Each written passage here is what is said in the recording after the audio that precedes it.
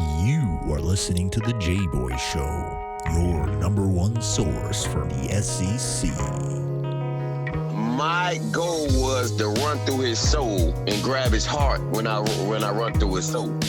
Kurt, Nate, Coach Staff, those are memories. I think we've established ourselves as, I think, the premier conference in college football. Now, the SEC is better at the top. It's better in the middle. The Southeastern Conference remains the premier conference. Takes the snap. Looking for the receiver. He's got Lutz Kirk. Touchdown, Auburn! Think about it. It's always been the SEC and everybody else trying to catch it. I think this is probably the best league from a competitive venue standpoint.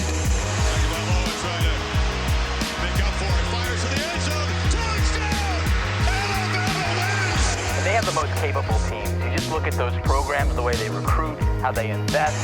Snap to Burrow. 3 steps. Fires. Back corner of the end zone. Over the shoulder catch. Did he hold on? He did. Justin Jefferson. Touchdown, Tiger. And now, your host, Jboy. Hello, everybody, and thank you for joining us again on another edition of the Jboy Show. Make sure you hit that subscribe button on YouTube. Again, if you're an audio commuter, we love you just as much. It's always going to be in the same spot like usual. I do, before we bring on one of the most knowledgeable guests that I bring on here, a guy that, I'll be honest with you, before I started doing this, I watched and enjoyed watching when I was in the coaching world because he understands it. He's able to articulate it, take complex problems, break them down into simple form. Something that we do here. I think that's something we share in common. But I do want to talk about betonline.ag for 1 second. I know, and I keep saying it, football's over. We all love to bet on football. But the good news is whenever the Super Bowl ends, that means March Madness is right around the corner, which is, in my opinion, like I always say, the best postseason sporting event in the world. So don't freak out. Don't think there's nothing there. We got MLB coming, college baseball, if that's a thing you like to do, as well as some more professional sports. So head over to betonline.ag. The online casino's always open. Hit them up and tell them Jboy sent you. That's betonline.ag. Make sure you give them a shout for all your sports wagering needs. But moving on, want to introduce a guy you know him from Late Kick, for 7 Sports. One of my favorite guys to bring on, Mr. Josh Pate. Josh, it's finally good to see you on video, man. Typically, I was just talking to you on a phone next to a microphone. We tried to upgrade a little bit, man. It's always good to see you. Yeah, it's good to see you. It's good to see another human being because I've been stuck in this for about 96 hours now. And I've never been to Alaska. Okay. I've never been there, but this is a poster of it right outside my window. Yeah. I lived in Montana and coached there for 2 years. And when I got up there, again, being from the South, I'm not just like you. We're not very well versed in the wintry, last kingdom type winters that's going on right now. So I do kind of feel you. And again, everybody out there, I hope everybody's safe. I know it's a crazy time. But Josh, I want to start on something that you tweeted about, and I feel very strongly about this because I always think the players need representation. And it's the NCAA, who it's no surprise I'm not a huge fan of, keeps moving back the ability to go dead period, basically, you could say. And listen, I understand if you're somebody saying it's not safe, you have that opinion. My thing is there's no representation for the recruits. There's nobody there that is speaking for the 2022 kids. The 2021 kids, it's already over. There's really no coming back from the 2021 kids. They missed out on the camps during the summer. They missed out on being able to go on campus visits. And now the kids in the 2022 class are starting to fall in that same line because you and I both know a lot of these offers are divvied out in the spring and in the summer if they haven't already been offered. Just your thoughts on them extending it and then not having any representation. Yeah, so I think we need to reverse engineer the answer here. I think a lot of times the NCAA is a very popular dartboard for good reason. They've earned the reputation. But I think right now you're looking at a situation where that whole D1 football oversight committee that's made up of a lot of intentionally anonymous faces and names. It's supposed to be a brand instead of names. And what happens, it's the same way in politics. What happens is you learn the world. And this world's really more about kind of screenshots and headlines than it is about actual substance. You realize, hey, if we have some ulterior motives, that's fine. Let's just put a widely societally acceptable headline on it. Yeah. And everyone will go with it. So in the NCAA's case, we're looking out for the best interest of the student athlete. And in reality, you got the football oversight committee here made up of, some big time schools, but way more small schools. They've learned something recently, man. When you don't have coaches going on the road and when you don't have folks that you have to host, you save money. And in a year where you've lost a lot of money, it makes financial sense to not spend it. Well, you can't sell that to the public. You can't tell kids, I want to save money. So what you do is you say, it's not safe for you to come here. And then when someone looks back at you and says, but wait, didn't we just play a whole football season? But wait, I'm in school anyway. I'm around people anyway. But wait, didn't coaches just go through a whole season? Can't your coaches go to Publix or the post office right now? You go like this, la, la, la, la, la. And then you say, no, simpleton. We're here to think for you so that you don't have to think for yourself. And so it feels in a lot of ways like watching a congressional hearing or something like that. It's just a lot of talk. There are a lot of people saying a lot of things, but yet it's like cotton candy over steak. There's no substance to it. Yeah, I think you're exactly right. And again, everybody has an agenda. Everybody has their ulterior motives. And a lot of schools being in the red is going to affect how they move going forward, especially the smaller ones. It's not going to hurt Alabama. It's not going to hurt Ohio State, anybody in the SEC, ACC, really, Big 10, Big 12. But you look at these smaller schools where the whole school's been hit by this whole deal. You look at having to go virtual and even communities where the schools are, kids, doing it from home. It's a tough deal. So I think you are exactly right, Josh. And it's going to be interesting to watch. And I hope getting to the summer, these kids are at least able to go to camps, because the great thing is just tell them, listen, we'll just do 7-on-7 on air and just let you run around if you want to socially distance and 7-on-7, no press coverage or whatever. But at the end of the day, to me, obviously we're navigating new waters and it's tough for everybody, but we have got to try and put these kids in the best situation. Because again, there's so many times, and we've all heard stories about guys getting that last minute offer. All of a sudden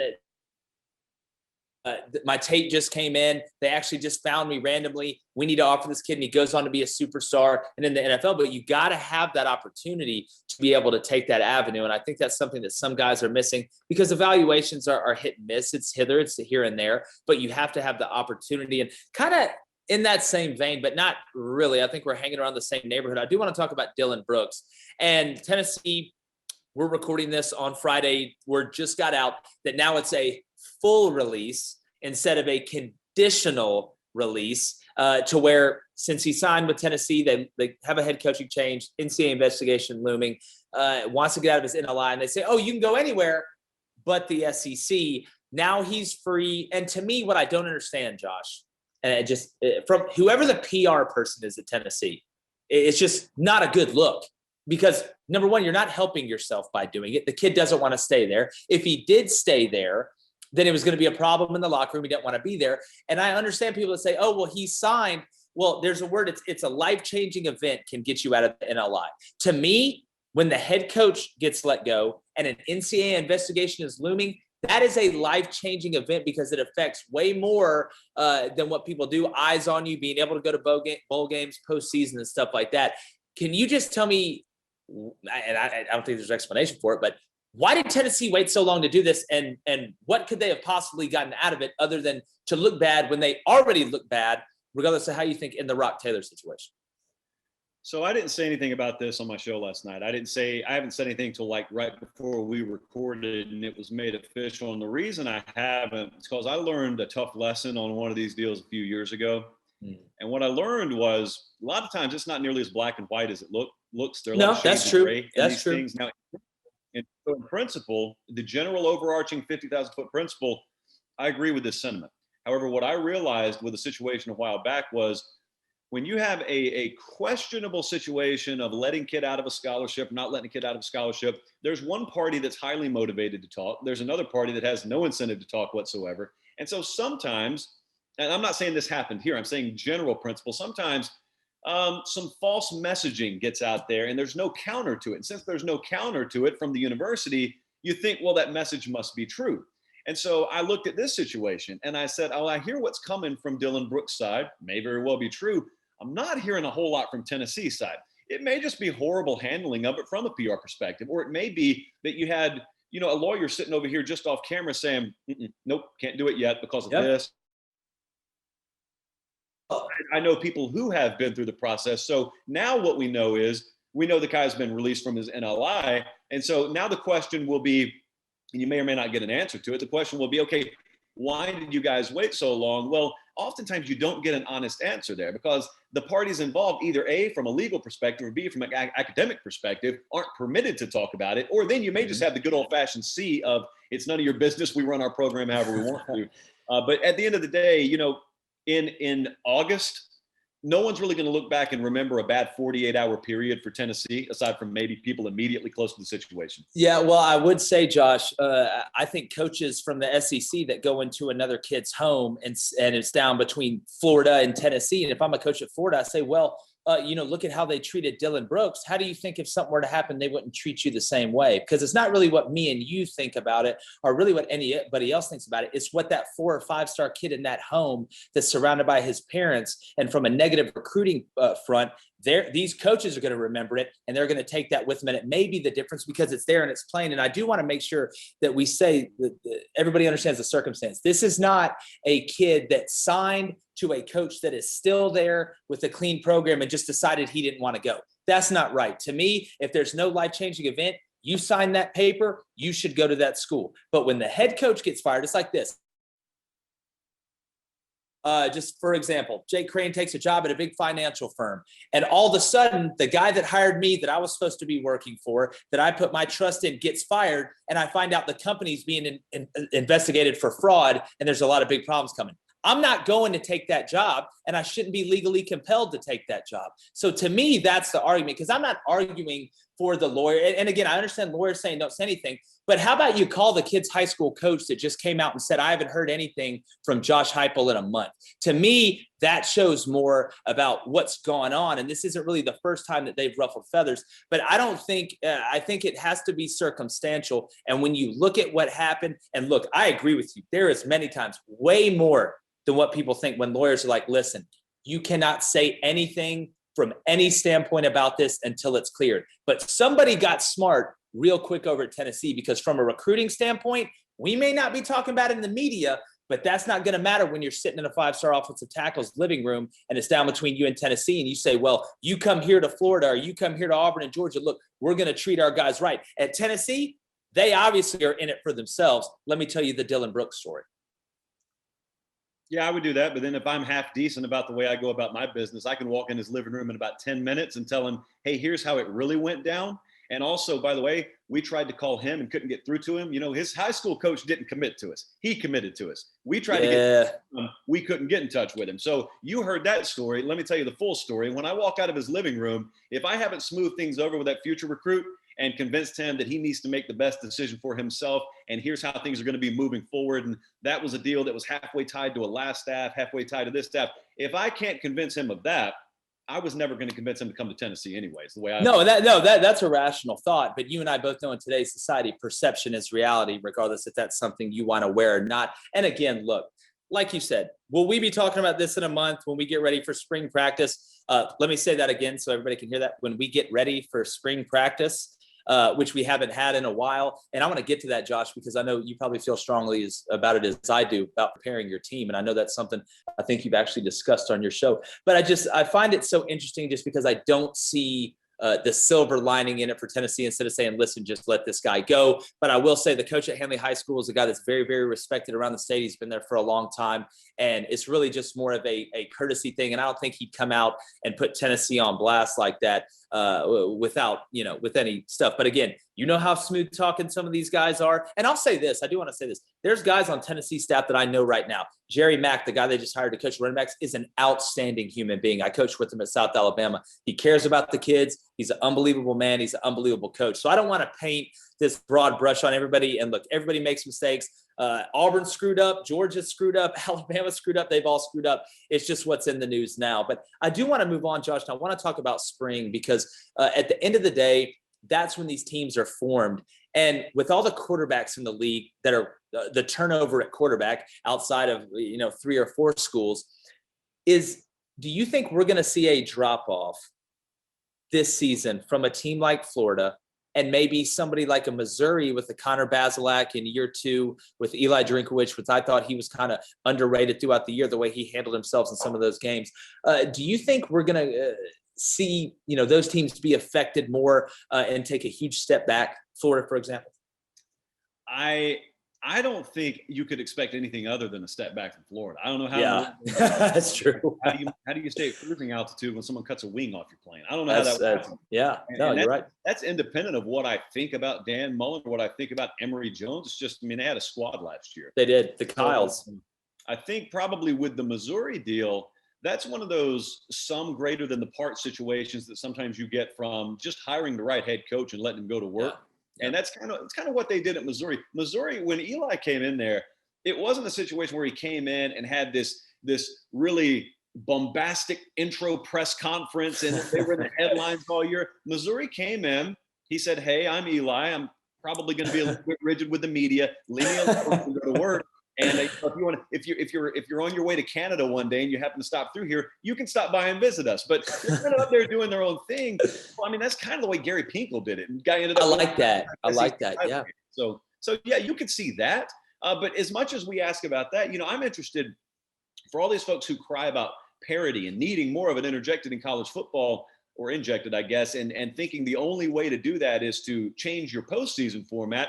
Well, what about looking right now? If you put together your own preview magazine right now, without changing any of the postseason mechanisms, natural forces moving around in the sport, which has always and will always happen, could give you the most parity you've had this season out of any season in the playoff era so far. Because Ohio State and Bama just played in the title game, new quarterbacks at both. You got Clemson, new quarterback. You got Notre Dame with quarterback overturn. You got a lot of that stuff going on that if you'll just sit still for 5 seconds, which no one wants to do, and let things work themselves out and not look at a 3 or 4 year period of time as a trend, which it's not, and it's laughable to suggest otherwise, things will work themselves out. Ian Malcolm in Jurassic Park, and who else shouldn't quote? Find a way. Hey, so will parity. So will college football. If you'll just sit still for 2 seconds and not think you need to fire up a tweet every day about everything wrong with the world and what needs to change. That's exactly right. Everything's cyclical too. I joke. I had Houston Nutt on here, and we joked about in 20 years, everybody's going to run the triple option again. Nobody's going to be spread out and empty. It's all cyclical, and it'll go back. But we know how important and critical the quarterback situation is. And 2 teams that do return a quarterback, one is pretty much loaded in JT Daniels at Georgia with what they have returning. I know they lost a lot in the secondary, but you look what they have up front, that tends to cover up a lot. And we all know the way Kirby and Georgia recruits in the secondary. Is this Georgia's best chance to dethrone Alabama? Because that's all we hear. The only knock on Georgia is that they can't win the whole thing because they can't beat Bama. Kirby has done everything outside of taking that next step over Alabama. And we say that, I feel like we say this every year, but now you have a quarterback in JT Daniels, and let me throw this addendum in there. If he stays healthy, we do know he's had injury problems, especially with the knee. And again, I'm rooting for the kid. Don't want anybody to get hurt, but we have to talk about it because it is a thing. Is this Kirby's best chance to quiet the haters? And I do want to say, Josh, Georgia fans that are not happy with Kirby Smart, I just don't get it. There are fan bases that would crawl on their hands with broken glass to do half of what Kirby has done at Georgia. And I understand the way they recruit and their expectations and the way they look at themselves. But is this year, Josh, the year where Kirby gets over that hump? Well, it is certainly his best opportunity. I don't use the word can't with him. I just use the word hasn't. Yeah, I like that. There's a big difference. I mean, listen, the fact of the matter is this. They played Bama in the title game in 2017. If that scores 38-10, that's one thing. You got an overtime national championship game. Like, to suggest, if Devontae Smith drops a pass on second 27, I know. Say they win the game. So there's the can't stuff is I think it's garbage. I just challenge people to bet on it when they tell me. And to a man, no one's ever done it. No one wants to place that futures wager with me. So, it's their best opportunity to win one. But listen, I'll say this. You said barring injury with JT Daniels. You know what, to me, the biggest question is? The biggest question is not, will he stay healthy?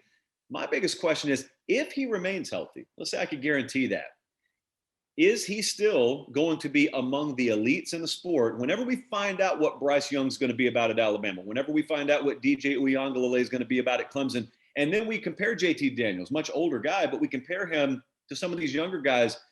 I think a lot of people are assuming he's right there in that breath.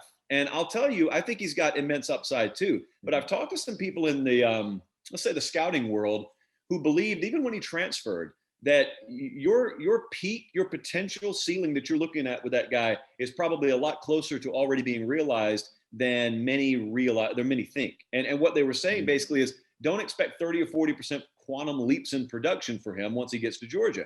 However good he is right now may be good enough. What I'm saying is I think if people are setting themselves up to expect JT Daniels to be win the Heisman, better version already of what you've seen from him, maybe you're setting yourself up for a little bit of a disappointment. And the reality is there's a way that Georgia has gone about winning games under Kirby Smart thus far. And it's been a defensive trademark. And I think the second biggest follow-up question for Kirby, and I think it was this going into this last year, and it got derailed because of external factors, is how willing is he, because he's 6 years in as a head coach, 7 years in, whatever it is now, how willing is he to redefine portions of his overall philosophy, not just team to team, but overall philosophy? Because that right there, more than anything else, that right there is ultimately going to determine what they do. There's no offensive coordinator that's ever come through Georgia that didn't go up to that press box on Saturday with a game plan in their hand that wasn't approved by the head man. So ultimately, they're executing what his vision is. He wouldn't allow them to go rogue. What you've seen is what he wants to do. And what you will see this year is what he wants his program to be.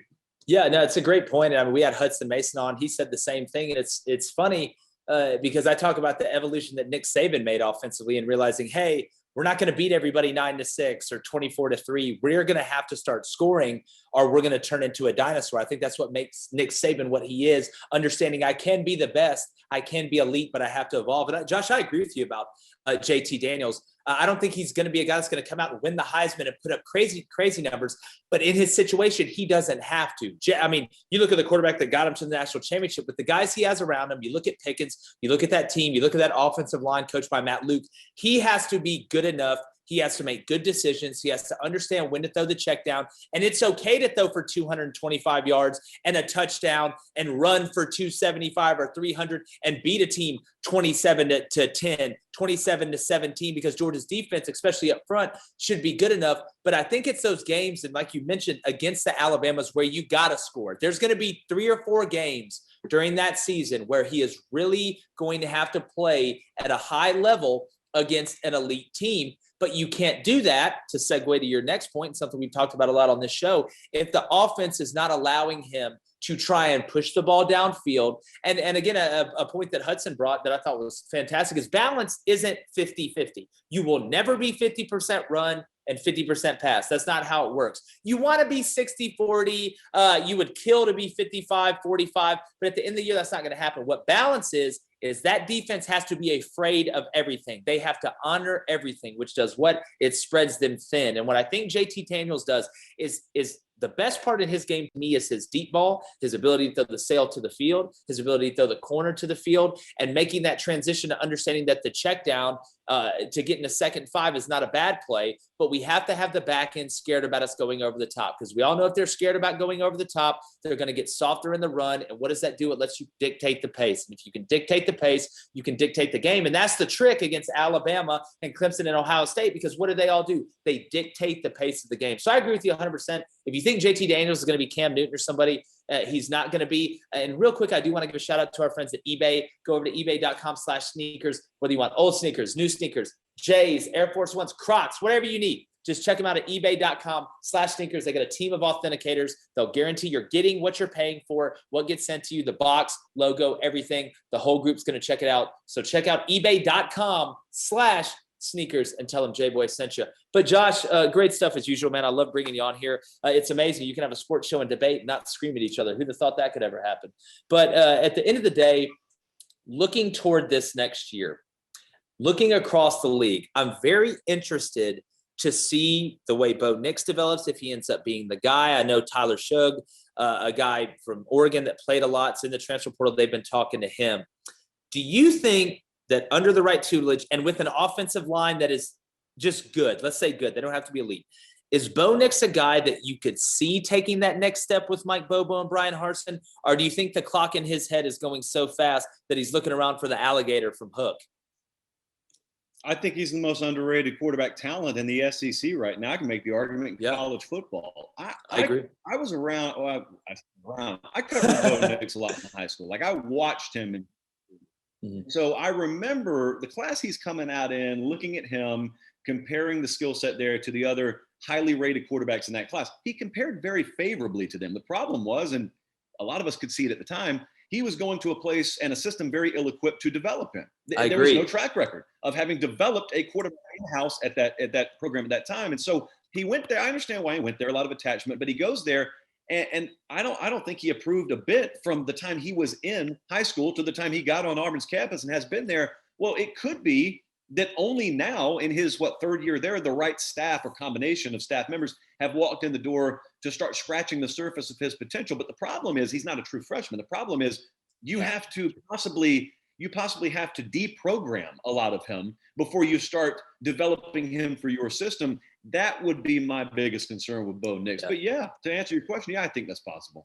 Yeah, and I think you talk about the importance of spring practice, like we mentioned earlier. I do not think there is a guy that needs a spring more, whether it's working on going under center, understanding the new offense, than Bo Nix to get some confidence, or bringing in a guy that can give him some competition. Because to me, pressure forms diamonds. We all hear it, all these cliche things about competition, but it's the truth, especially at that position. I'm very interested to see it. We're here with Josh Pate. You can find him on YouTube. Late Kick is one of my favorite shows to watch. Does a great job at 247 Sports as well. And as we're winding down here, pushing toward this next year, Josh, we look at the talent at Alabama. They're loaded. Again, they signed recruiting class after recruiting class full of guys. We watched Bryce Young this year. I think he's got a lot of talent. He needs obviously some more experience, got his feet wet a little bit. Do you compare Bryce Young to a Tua Tagovailoa in being able to come in and really have a ton of success right away? Do you think it's going to take him a little bit? They do got Miami off the rip with the Eric King coming back off an injury. Now, they'll probably blow the doors off Miami in reality, but it will be somewhat of a test, which should be good for him. Do you see Alabama, and I can't believe I use these two words in the same sentence, do you see Alabama struggling a little bit early, as crazy as that sounds? No, I don't. I don't either. Let me give you a little insight. So I talked to someone really close to Sark about July of this past year. He thought Bryce Young would be his starter. That's who he thought was going to be his starter, okay? So the guy who ended up being number 2 or 3 in the Heisman voting at quarterback was the guy Sark didn't think was going to be his quarterback. Must be nice. Just to remind you how last year went. So I think if you are a casual fan, it's fair to look at all that outgoing talent and think, ooh, kind of an Alabama rebuild year. No. To answer your question, no, I don't think they're struggling. I think really early on, kind of a right-handed version of Tagovailoa, that may be how some people classify him, but I'll tell you what I think you'll see from Bryce Young. The intermediate game, especially midfield intermediate game, I think you'll see him advance in terms of his ability to process the middle of the field a lot more than Tua was at the early stages of his career. And that's what will separate him early on, because he is not a true freshman at this point. He's been in the system an entire year, got some garbage time. He'll have now 2 full springs, or a spring and another year's worth of spring on campus to have gone through. He'll be ready. Yeah, I agree with you 100%, especially when you're able to say, listen, don't worry. Look at our offensive line. It looks like the guys that the Persians were rolling out in 300 when they're trying to knock them off the cliff at first. But Josh, fantastic stuff, man. You know I love having you on. I know how busy you are. Please tell everybody where they can find you, social media. Again, if you like the Jboy Show, follow Josh Pate. I know most of you always do, but he's definitely Jboy approved, I guess you could say, if that means anything. I don't know. Yeah, we got the 247 Sports YouTube channel. Yep. That's open. It's free. It's free for all. And you can also, I'm looking down, there's nothing down here. You can also follow me on Twitter at Late Kick Josh on Twitter, and then you can find the Late Kick podcast too. We do a whole bunch of stuff. Definitely. Well, Josh, it's always fun, brother. I will say this about you. When I started this show and really it wasn't that popular, I sent a message to Josh and he agreed to come on. I'll never forget that, man, regardless of where this goes. So I really do appreciate that. And everybody go check him out. Appreciate you guys joining us as usual. Make sure you hit that YouTube subscribe button. Check us out, Apple Podcasts, Spotify, wherever. It's been another edition of the Jboy Show. And Jboy's going, gone.